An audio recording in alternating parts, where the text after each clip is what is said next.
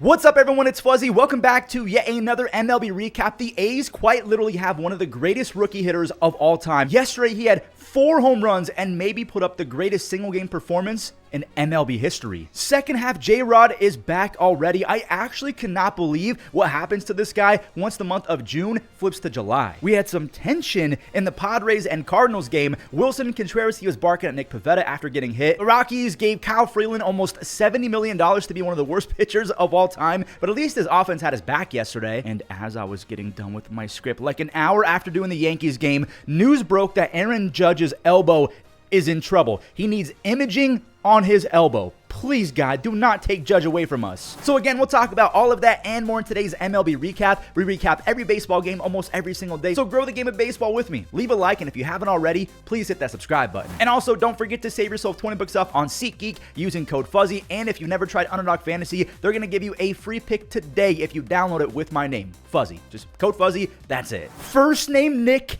last name Kurtz, Nicholas Kurtz, the Big Kurtz, Saint Nick. I don't care what you call this guy. Just make sure that you add 2025 AL Rookie of the Year to the beginning of it. Nick ripped that award straight out of his teammates' hands. It was all Jacob Wilson's at first, who you just saw driving Soderstrom after Soderstrom drove in 2 on a double. Nick's first of 4 home runs came in the second. His family was in attendance, by the way, so it made it all the more special. Sody bombs are back as well. Soderstrom has 19 home runs and 60 RBIs. Kurtz went the other way again for a double that almost left. By the way, he's currently on a 12-game hitting streak, so I forgot to mention that. That ball just stayed in. It could have been a 5-homer game. Shea Langoliers turned into Shea Bangoliers. That is the 3rd home run of the day already for the A's. Zach Short hit one for the Astros. It was that Chris Paul meme of, like, he hit a 3 and he's still down by a zillion. Nice.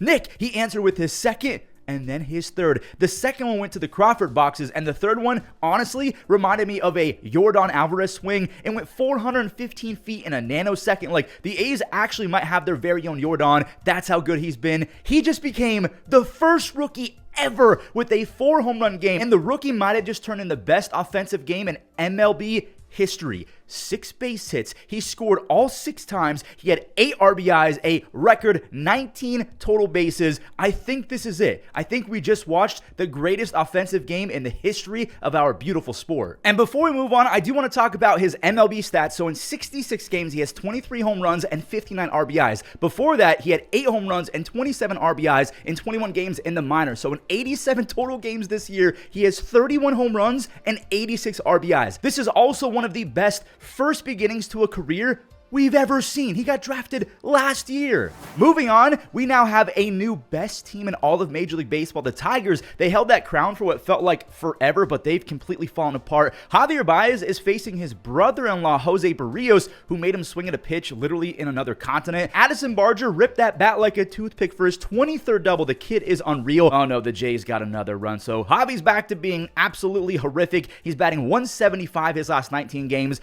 Vladdy and Bo, they also peppered RBI 2-baggers just like Addison Barger. Vladdy's just casually hitting .330 with the .970 OPS his last 32 games. And Bo is up to 30 doubles and 61 RBIs. Please, for the love of God, someone turn him into a second baseman or third baseman this offseason. Alejandro Kirk, he is the 2-strike king. Another 2-strike RBI. Torkelson, he did it again. He homered with his team down a zillion. I do want to tip my cap to José Berríos. He had 6 strikeouts nonetheless. He gets his 7th W as his team just surged to a 62-42 record. That's the best record in baseball. The Tigers have dropped 11 of their last 12 games. But the great news is they're still 7.5 games up in the AL Central.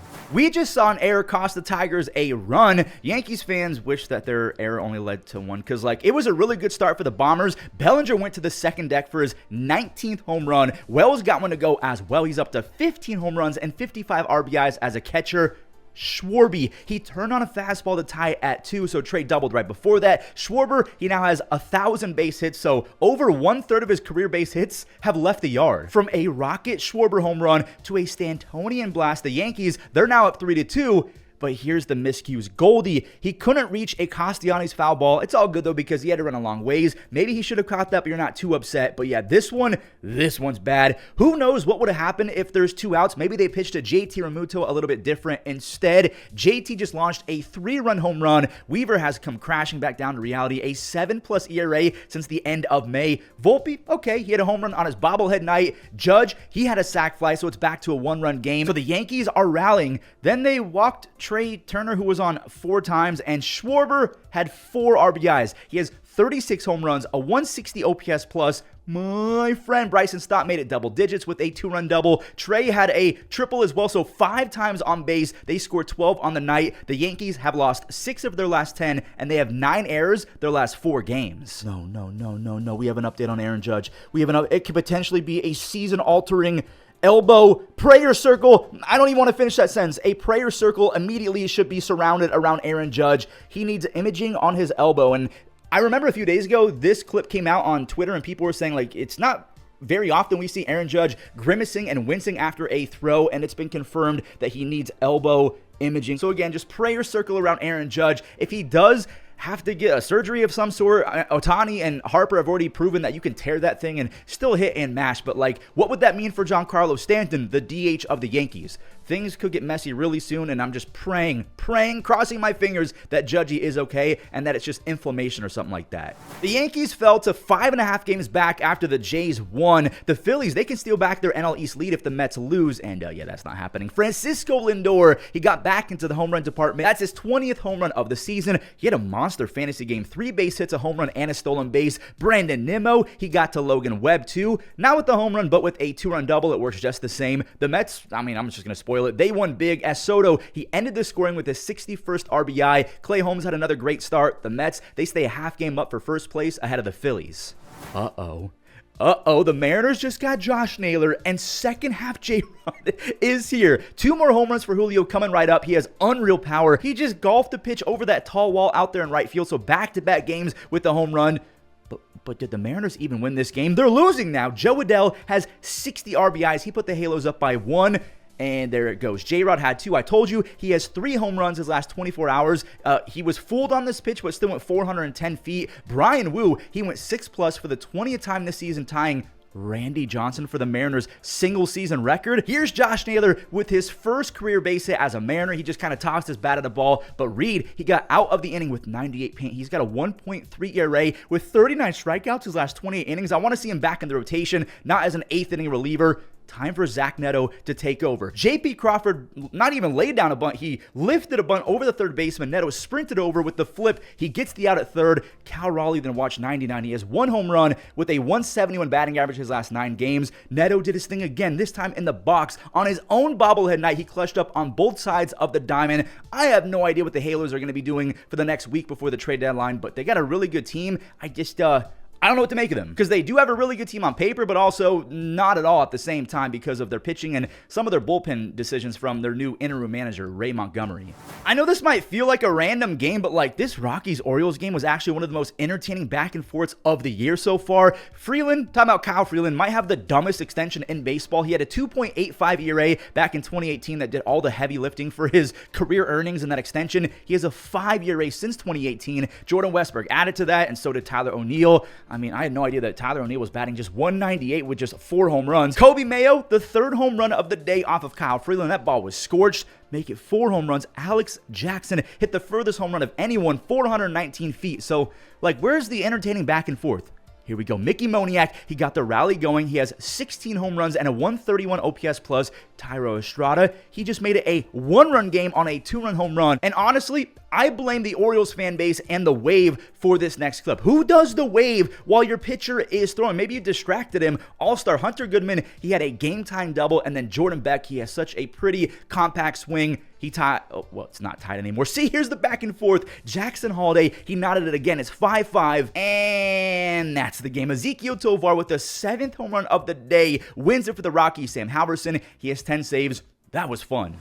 So, I messed up a few days ago. I said that this kid, Chase Mydroth, came over in the Garrett Crochet trade, which was true. I got that part right. But it was about this guy, not Lenyn Sosa. After Lenyn Sosa had a 2-run knock, again, I can't decide if Lenyn Sosa is a good baseball player or not. This guy right here, Colson Montgomery, hit another home run. I said that he was in that Garrett Crochet trade. That is not true. He was drafted by the White Sox. There was a Montgomery in that Garrett Crochet trade. It was Braden. But yeah, Colson Montgomery has 3 home runs the last week. He was not in that Crochet trade. I wanted to clean that up. The White Sox, they trounced their crosstown rivals, the Cubs. Benny made it 5-0. Austin Slater, he's been a lefty masher. He showed it here. He has a 922 OPS versus lefties and a 552 OPS versus righties. Mike Tauchman, what is this guy doing? He's 34 years old. He has the highest OPS plus of his career with a 370 on base. Edgar Carroll had 4 base hits. Miguel Vargas had 3. The White Sox got it up to 10 plus runs on those base hits. And I just want to mention Reese McGuire jolted a 3-run home run. He actually had a 4 RBI game after an RBI single. Just too little too late. The Sox, they take it. They're 7-3 their last 10. You know who else had a 4-hit game like Edgar Carroll? Ellie De La Cruz. He didn't have a single RBI though. Tyler Stevenson did. He came away with 3 RBIs and 2 base hits. He banged out a home run. And after the Rays got back into it with RBI knocks from Aranda and Taylor Walls, Cincinnati, they deployed some small ball. Spencer Steer, he had a bunt, and now the bases are loaded for Will Benson. He was able to beat out this double play, so that's an RBI fielder's choice. Noelvi Marte, he quietly has a 130 OPS plus on the season. He drove in another run. And TJ Friedel, my goodness, he already had a bunt earlier in the game, so small ball meet big boy ball. He walloped a towering 2-run home run for his 10th of the season. Here are RBIs 2 and 3 for Stevenson. He plays Ellie and Hayes, and later in the game, Ellie, he ripped his 2nd extra base hit. Again, he had 4 base hits. He's batting .333 his last 38 games. He's only 23 years old. His career stats in 15 years are going to be road to the show level of insane. Also forgot to mention the Reds have won 2 in a row. They're just 1 game back of a playoff spot in the wild card. Are we all just kind of accepting that Kyle Stowers is going to maybe hit 40 home runs one day? Seriously, he honestly has a good chance to do so. Before that, though, Augustine Ramirez, or Augustine, Wait, Perkins got to it, but it fell out of his glove. It bounced on the wall multiple times and for a few seconds and then fell back in, so no home run. Freddie Peralta, he was able to get out of it, no damage done. 15 minutes later, Kyle, he did some damage. He has 23 home runs. He's on pace for 37, so on pace to just miss that 40 we talked about. Peralta, he was sick minus that home run. He struck out the side in the 4th, so 4 strikeouts in a row dating back to the 3rd inning. He had 9 punchies over 5, and now he's off the hook for the tough L. An 18-game hit streak for Jackson Chorio gives him 17 home runs on the year. Here's Freddie Peralta's 9th strikeout of the game. He has 131 on the season. He's on pace for over 200. Oh God, 3-run for Otto Lopez in the 7th, and all 3 are about to score. He's only credited with 2 RBIs because there was a 3rd run scored on that bobble out there. The Marlins have won 3 in a row. They're 5 games back of the wild card. We have a rematch of the, actually, you know, I'm not going to say it. Some trivia for you guys. When did the Dodgers and the Red Sox face off last in the World Series? By the way, shout out to Steve Pearce. He was so good. Tommy Edman, he hit one to no man's land for the game's 1st run, and Brian Bayo just did not have the command. He allowed 4 consecutive guys to reach, and the 4th was a Teoscar Hernandez base as a walk. It's now 3-0 on the Andy Paje sac fly, but Boston, they are not going to go down without a fight. I had no idea that Jarren Duran was hitting over 400. I think it's like 415 with runners in scoring position. Bregman, he doubled home Jarren because Jarren can fly. He read it well off the wall, so that's some wall ball. It's 3-2. No chance this baseball leaves, right? No chance. One of the deepest parts at any ballpark. It kept carrying. Teoscar, he wins it for his squad. Or did he? Trevor Story, that's a double in the 9th. Massa, he's going to chop it for another big. No, Tommy Edman, he's at 3rd. What a play. The Dodgers then got a 2nd out. Romy Gonzalez is up. He got hit, so 2 are on for Rob Reschneider, and he tapped out. Ben Kasparius gets the save. The Dodgers are 61-43. Boston is now 55-50, which is basically what Texas is now after they've completely turned the page and ripped off an insane 9 wins over the last 11. Jonah, he hit a whale of not really. I just wanted to make that pun. Jonah Heim hit a home run. Nathan Eovaldi was awesome again. We're going to show his start after the offense. Wyatt Langford, he's trying to get the stick going because he's been an insane defender. He might have a chance of stealing Gold Glove from Stephen Kwan because Langford has 6 outs above average and 10 DRS. Outs above average doesn't like Kwan, but Kwan, he does have 14 defensive run saves. Which outfield stat do you like the most, by the way? Outs above average or DRS? Michael Harris hit a home run. He's seeing it well, but just like JRod's 2 home runs earlier, it didn't really mean much. The Braves, they they're falling apart. There's a base loaded walk to Jonah Heim. Josh Smith got hit by a pitch for an RBI. Evan Carter singled in another. The Rangers easily won their 4th in a row. They're a half game back of the wild card. Nathan Eovaldi and Jacob deGrom have been one of the better duos I've seen in quite some time. Nathan had 7 strikeouts over 5 scoreless. He has a 1.5. A 1.5 ERA this year over 96 innings. DeGrom has a 2.2 ERA. Tyler Mahle has a 2.3. Patrick Corbin's kind of fixed. The Rangers, they're a problem. There were 5 runs total scored in these next 3 games, so I thought I would do you guys a favor and crumble them all together. Zebby Matthews, he pounced off the bump for the Twins. That's a really cool play. He was nasty. Gore was nasty as well, but also not at all. He went 5 innings with 1 base hit. That is disgusting, but is it though if you also walked 6 hitters with 2 wild pitches? Buxton, he took advantage with the 112-mile-per-hour sac fly. That was all Zebby Matthews and the Twins bullpen needed. This was probably the best start of Zebby's entire professional career. 7 strikeouts, only 2 base hits, no walks on 81 pitches. He was lethal. Johan Duran has 16 saves. He completes the 9-inning shutout. They only allowed 3 base hits the entire game. The Twins are 50-53, so 4 games back of a wild card spot. That's how bad the American League is this year. Should they quit or go for it? The Diamondbacks have already started the process of gutting their team for 2026 and beyond. Josh Naylor was the first domino to fall. Dude, look at Corbin Carroll. He could not catch a break in this one. Reynolds, he dove to steal a base hit, and then O'Neal Cruz, yes, this is a single for Corbin, but O'Neal Cruz threw a seed to nab Corbin, trying for 2 later in the game. Mike Burrows, the starter for the Pirates, went 6 scoreless with 3 base hits. Of course, he got no run support, and I don't know if that's his fault because Ryan Nelson has been insane. He's probably been Arizona's best and most dependable starter this year. He can use that upper 90s fastball to unlock his off speed and breaking pitches. He has a 1.9 ERA over the last month and a half, 2 months. The Diamondbacks are 7-1 in those starts, including this one. It took 11 innings. And is this the final RBI for Eugenio Suarez in a Snakes uniform? Corbin Carroll raced home. Kevin Ginkel got his 3rd save, and that was an easy game, 1-0. 2 runs so far between the last 2 games, so 3 were scored in this final game, and all 3 were from the Redbirds. We have a heated